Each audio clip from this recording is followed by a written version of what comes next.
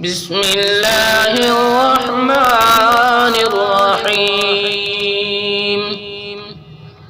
الرجال قوامون على النساء بما فضل الله بعضهم على بعض وبما أنفقوا من أموالهم.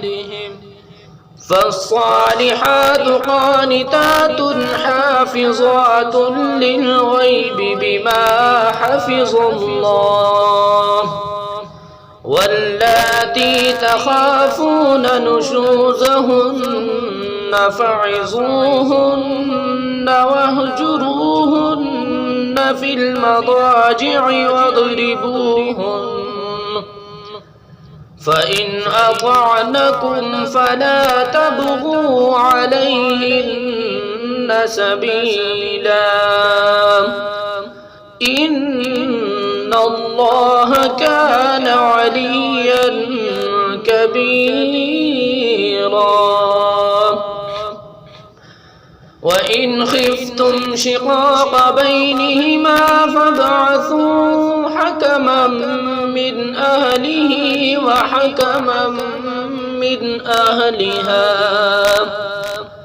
إن يريدا إصلاحا يوفق الله بينهما إن الله كان عليما خبيرا.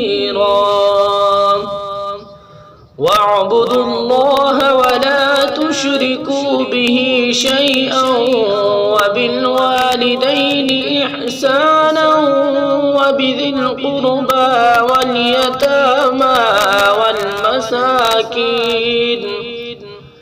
والمساكين والجار ذي القربى والجار الجنب والصاحب بالجنب وابن السبيل وما ملكت أيمانكم إن الله لا يحب من كان مختالا فخورا.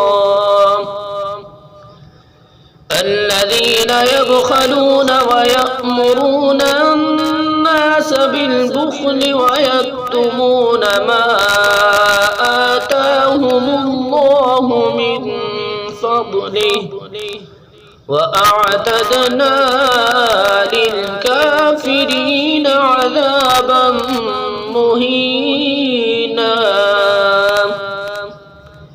والذين ينفقون أموالهم رئاء الناس ولا يؤمنون بالله ولا باليوم الآخر ومن يكن الشيطان له قرينا فساء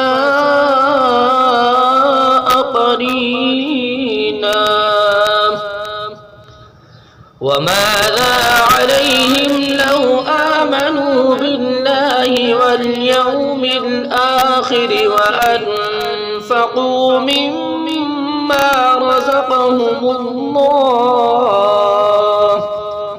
وكان الله بهم عليما. إن الله لا يظلم مثقال ذرة وإن تك حسنة يضاعفها ويؤت من لدنه أجرا عظيما. فكيف إذا جئنا من كل أمة بشهيد وجئنا بك على هؤلاء شهيدا. يومئذ يود الذين كفروا وعصوا الرسول لو تسوى بهم الأرض ولا يكتمون الله حديثا.